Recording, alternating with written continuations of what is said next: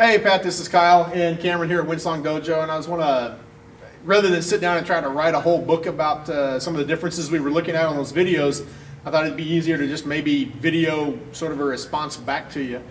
From what I was looking at on the videos, I completely agree with you on the kata Guruma, the way that the guy's doing that. It does look a whole lot like Otoshi because we're seeing just a single plane of rotation. And in the video, even around, I think it's around the 220 mark, we actually see him demonstrating it just as a, he's got him hooked up. He was talking about this arm wrapping, right foot forward, and coming in, and we could see him in the video just pointing, say, I'll just throw this way. So bring this foot around here, there we go. And then he says point this way, and he's throwing. That's one line of rotation, that's Otoshi, you're absolutely right. The first one that he did sort of had a little bit of Guruma, but not a whole lot. It looks sort of like some sort of shoulder throw thing that he's trying to do. Kata Guruma, if you look at it in the classical kata form, I'm going to shoot this from a couple of angles for you, is that as I come in, I've got this hand right out in front of me.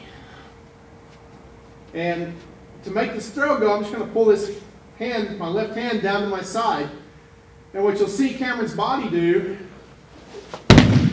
is you should see two lines of rotation going on because he's got the feet coming over the top, but he's also got a spinning component that he's working with as well. Two different planes of rotation, Guruma. So that's my first thing that I would say is to go back to the kata form and say, hey, that looks sort of like two lines of rotation to me. So that's probably where you're getting Guruma. I'm debating wheel because even in the kneeling form, with it being one line, kata Otoshi would be what I would call it, but that's not really, there is no officially recognized technique called kata Otoshi.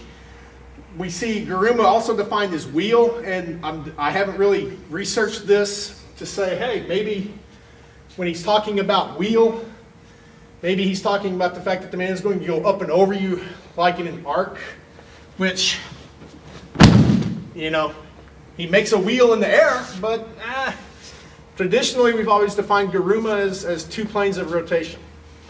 So going back to the original kata form to actually find the Guruma on that one. On Shizumi Otoshi, I would say do the same thing, is to go back to the kata form and look at that. And I do mine a little bit differently than what you're showing on video. I'm going to have Cameron coming at me from here. On the video, as the guy's attacking with the right hand, you guys are turning this direction, and that's all cool. You can certainly do it that way. Come here and push my face in, big boy. And that looks sort of like one line of rotation, a little iffy, might be a little extra stuff in there. If I turn the other direction though, so come over here on the scene, put your hand up. If I turn the direction that thumb points on the attacking hand, you're probably going to see a much cleaner sort of Otoshi line. So come on, boy. Yeah. So that's a much cleaner sort of line. So I would go back to the original kata form and actually look at it there. I do like what you guys are playing with this little bit of, looks like extra sort of little kazushi here type action that you're working on. So I would keep doing that. Just look at where it comes from in kata and maybe see if you can get that little side kazushi in there as well to get to it. So hope this is hope it's useful and maybe it'll spur a little bit of discussion. Thanks, man.